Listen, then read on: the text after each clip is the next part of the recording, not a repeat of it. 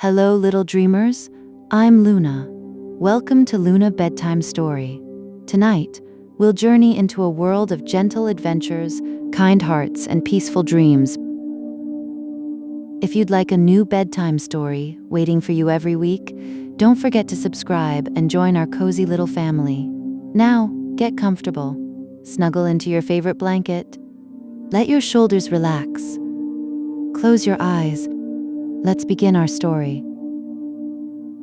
Minecraft, The Last Light of the Overworld, Chapter 1. The day the beacon went dark, the sun dipped low over Oakvale. It painted the sky in soft shades of orange, rose, and amber.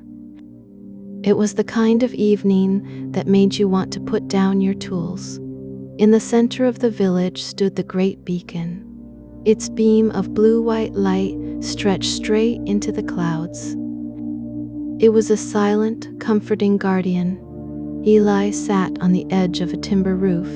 He wasn't a warrior. He was a builder. He spent his days fixing paths and cottages. "Look at that pebble," Eli whispered. Pebble hovered beside him, a tiny allay glowing with turquoise light. The creature chirped happily. "Eli, put the tools away," called Master Rowan.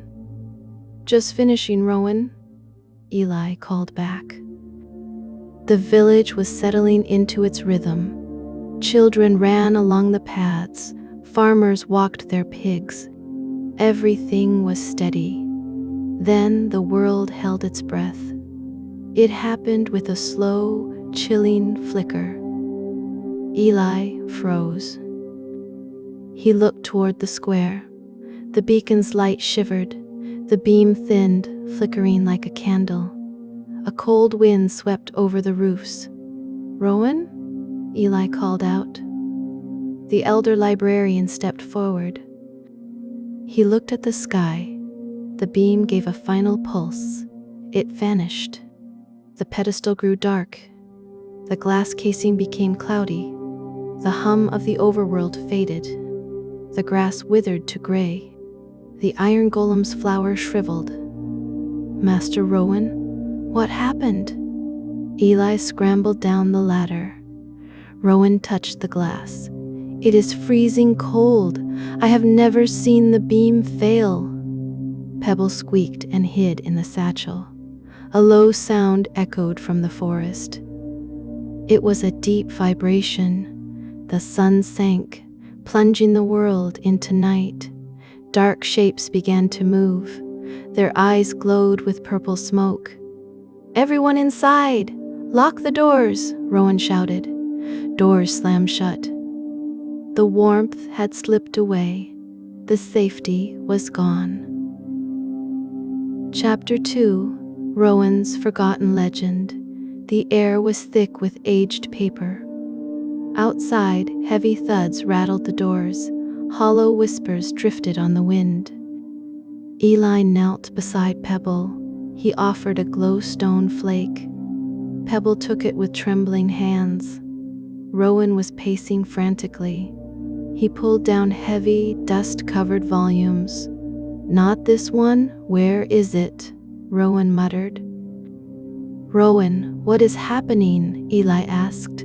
The sky looked wrong. There was only murky darkness. "They are lost, Eli," Rowan said softly. He stopped at an iron-bound book. The cover was worn smooth. He placed the tome on the table. Dust puffed into the air. "The beacon was powered by hope," Rowan said.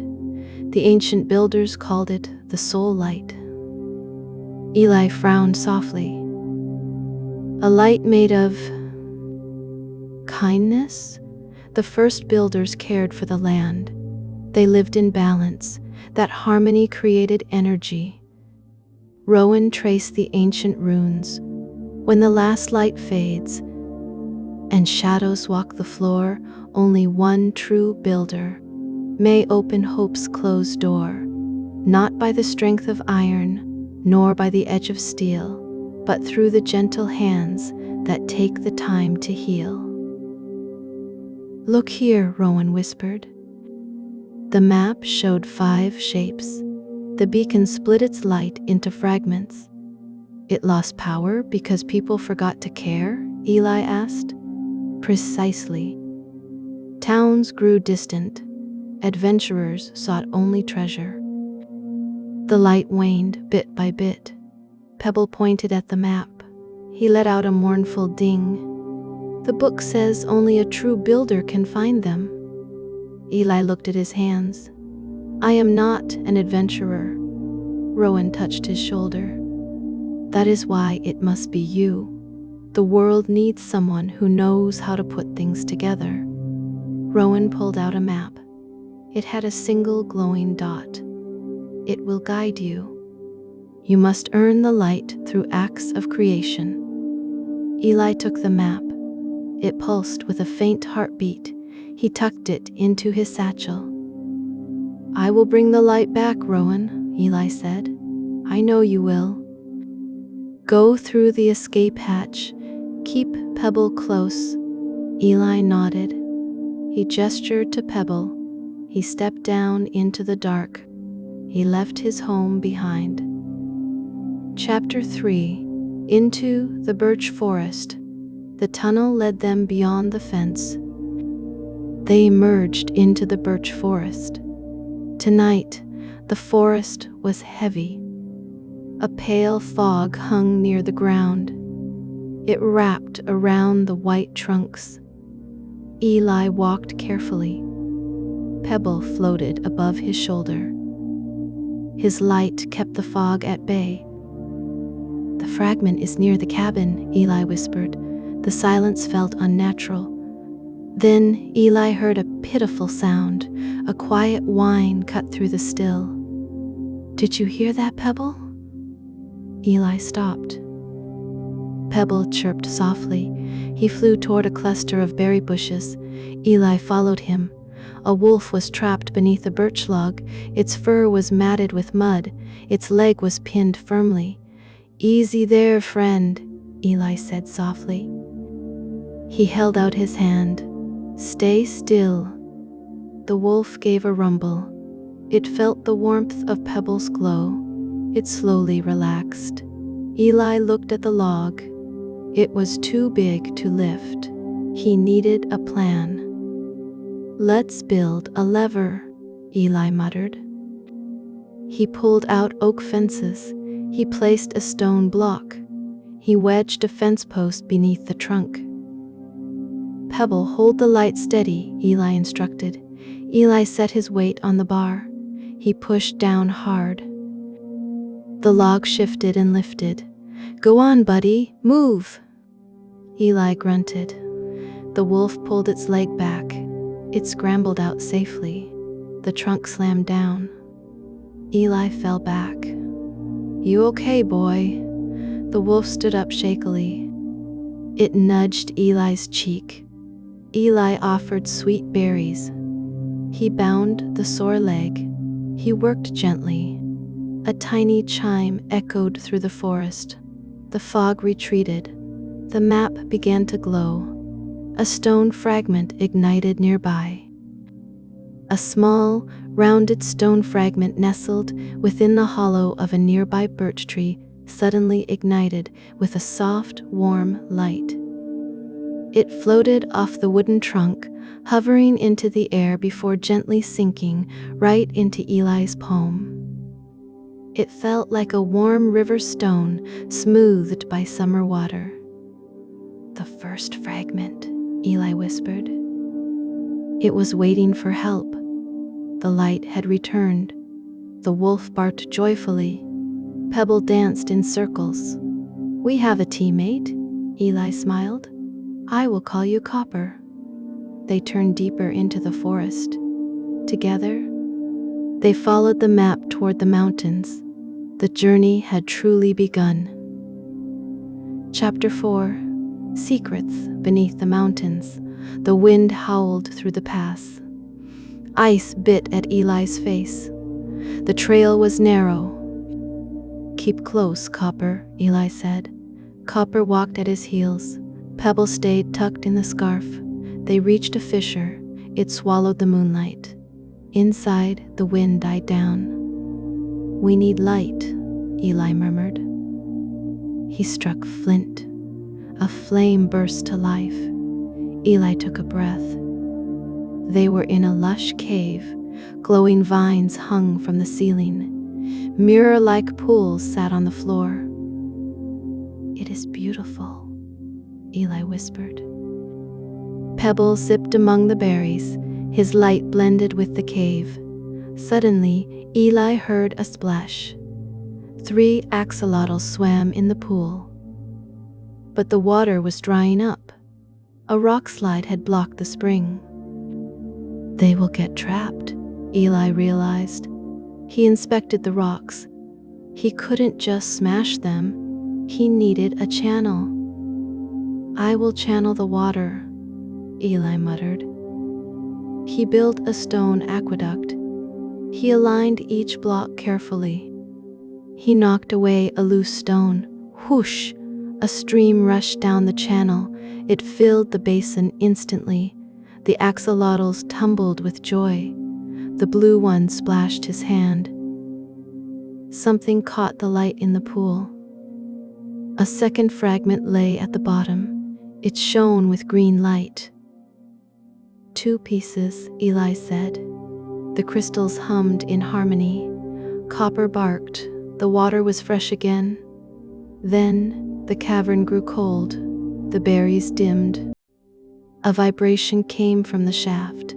It was a dark, heavy pulse. Thump, thump, thump. What was that?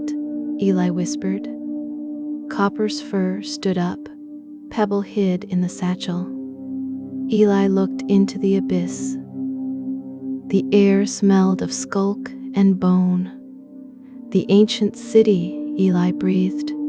"The fragment is down there." The depths were calling. Chapter 5. The ancient city awakens. The descent felt like a nightmare. Eli and Copper moved down the spiral staircase. The darkness felt solid.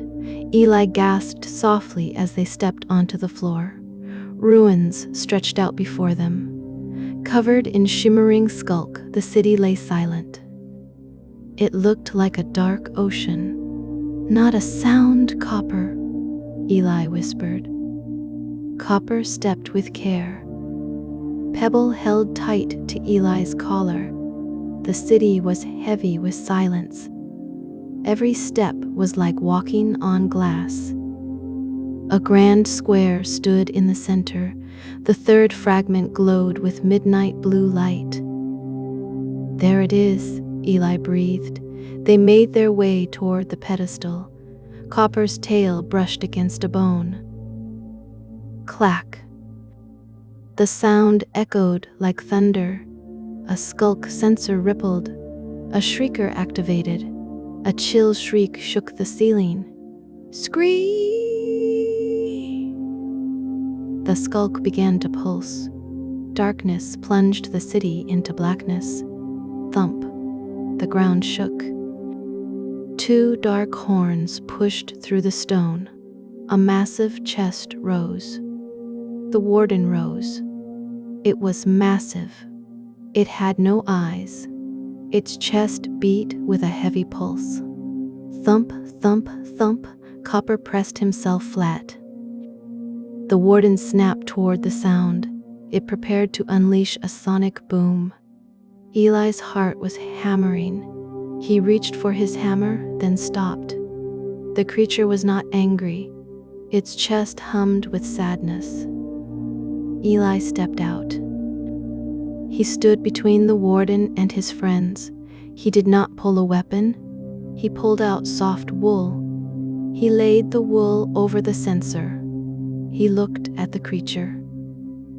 "I hear you," Eli said softly. "You were built to guard this place?" The warden froze. Its tendrils caught the resonance in his voice. "We forgot about the dark places. We left you in the cold, all alone." The blue glow shivered. The massive creature lowered its fists. The warden reached out a hand. It tipped the fragment off the pedestal. It let out a quiet sigh.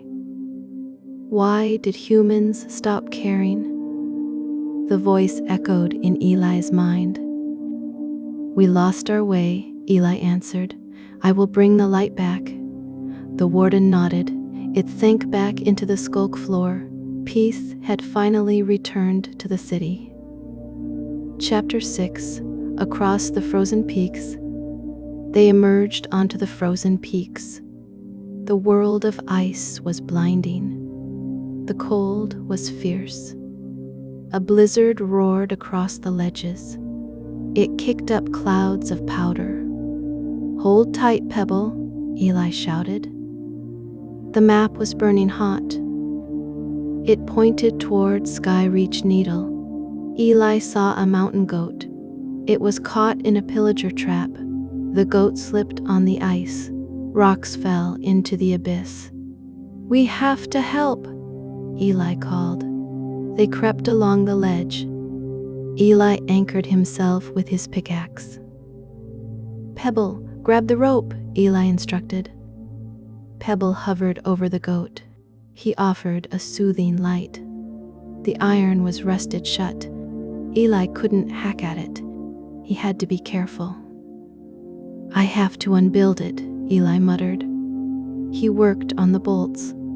His fingers were numb. He kept his hands steady. Clink, clink, tap. The locking pin popped free. The cage collapsed into pieces. The goat stepped safely onto the path. It tapped Eli's shoulder. Then it kicked the snow beside the wall. A frozen shrine lay underneath. The fourth fragment shone inside. Eli took the white crystal. The four fragments circled one another. They cast a brilliant ring of light. The wind died down. The clouds parted above the needle. The goat let out a clear call. The ocean lay below them. The sky was clear at last. Chapter 7. Beneath the ocean monument, the air felt salty. Dark waves churned under the sky. Eli built a boat. Copper sat at the front. Pebble pointed the way. They rowed for hours. The map began to pulse. We are here, Eli said. A monument lay beneath them. Guardians swam around the arches. How will we breathe, Pebble? Eli asked. Pebble tapped a chest. It held blue liquid. They were breathing potions.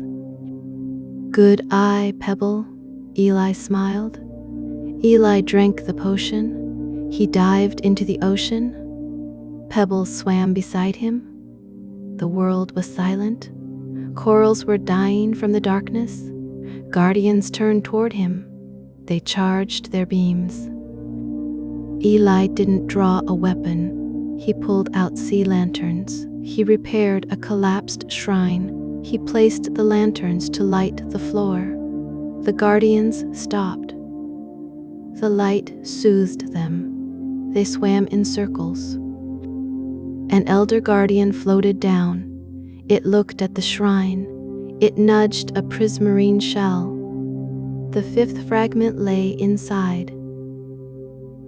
Eli took the sapphire crystal. All fragments were reunited. They spun in a circle. We have them all, Eli thought. A red doorway flared in his mind. The map burned with flame. They had to go to the heart of fire. They had to go to the Nether.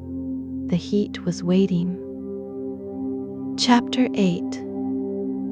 Through the Nether fires, the portal roared to life. Eli took a breath. He stepped through with his friends. The change was instant. Scorching heat replaced the cool air. The sky was red rock. Lava bubbled far below. Stay close, Copper, Eli warned. The Nether was in chaos. Lava rivers overflowed. Piglins were fighting in the red dust. The map pointed toward a bastion. It hung over a massive lava pool. Piglin warriors stood guard. They watched Eli approach with suspicion. "Eli," Pebble squeaked. The piglins were terrified. Their home was falling apart. Blocks fell into the lava. Eli did not run. He pulled out his builder tools. He placed polished basalt. He reinforced the structure with iron rods. He worked for hours. He diverted a lava stream. The piglin leader watched him.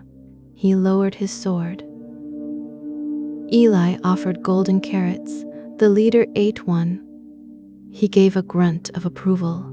He pulled out a red orb. It was the heart of Nether fire. It was a gift of respect. Eli placed it in the center of the fragments. Flash! A wave of light erupted. The core was restored. The piglins cheered. They headed to the final realm. Respect had been earned. Chapter 9: The Silent End. The portal was hidden in a stronghold. Eli stepped through the threshold. He found a silent realm. Stone islands floated in a void. Ruins were everywhere. They were the gardens of a forgotten civilization. Everywhere he looked were the ruins of an ancient, forgotten civilization. High towers made of purple purpur blocks, grand libraries with empty stone bookshelves, and dry, withered gardens that had once grown tall chorus plants. People lived here too, Eli realized softly. The Ender Dragon circled the pillars. She was not attacking. She was a guardian. She landed atop the central pillar. She looked down at Eli. She was protecting the last memory. All dimensions were once connected. Eli walked to the altar. He pulled out the core. The crystal hummed with energy. The light was forgotten. The dragon's voice echoed. "I know," Eli said. "We are bringing it back." The dragon touched the core. A surge of energy passed through. The core was ready. The cycle was finally complete. Chapter 10: The Last Light Returns. They emerged back in Oakvale. It was the darkest hour. The fog was thick. Creatures pressed against the walls. Villagers huddled inside. The Shadow Warden stood in the square. It fed on the fear. "Eli!" "Be careful," Rowan called. Eli didn't run. He didn't pull a weapon. He walked to the beacon. He opened his satchel. He pulled out his tools. He held the core. "Copper, Pebble, help me," Eli said. Eli knelt in the dirt. He planted a seed. He poured water. Pop! A poppy blossomed instantly. It glowed with life. Eli repaired the pedestal. He replaced the glass panes. The darkness shrank back. Rowan stepped out. Villagers began to help. They watered crops. They repaired fences. Every act of care fed the light. The core burst into flame. Eli set it into the chamber. Whirr! A beam shot through the clouds. It swept across the world. The fog vanished instantly. Grass turned green. Trees burst into life. The warden transformed. It became a spirit of light. As the warm light washed over its giant dark frame, the dark skulk on its body dissolved like gray salt in warm water. Its massive, terrifying form shrunk, transforming into a small, gentle creature of pure blue light, an ancient spirit of the earth. The spirit bowed its head to Eli, giving a sweet musical chime before floating peacefully down into the warm, flowering grass. The overworld was saved. Light had won. Epilogue. The sun rose over Oakvale. It was warmer than ever before. The beam hummed a steady song. It reached every corner of the world. Villagers gathered in the square. Rowan walked up to Eli. He carried a crown. "You saved our world. I name you the greatest builder." The crowd cheered. Eli held up his hand. "Thank you, Rowan, but I cannot accept that." The crowd grew quiet. We all saved the world. We chose to care. The light will never go out again. Rowan smiled. Wise words, my friend. Pebble flew to the top. He placed a crystal fragment. The light shone brighter. Eli sat on the fence. He watched the sun. Copper rested his head on his boots. Everything was steady. Then a tiny beam shivered on the horizon. It was a flickering light. Eli looked up. A smile touched his lips. He patted Copper's head. He unbuckled his satchel. "Come on, Pebble. Someone else needs help." Adventure was calling again.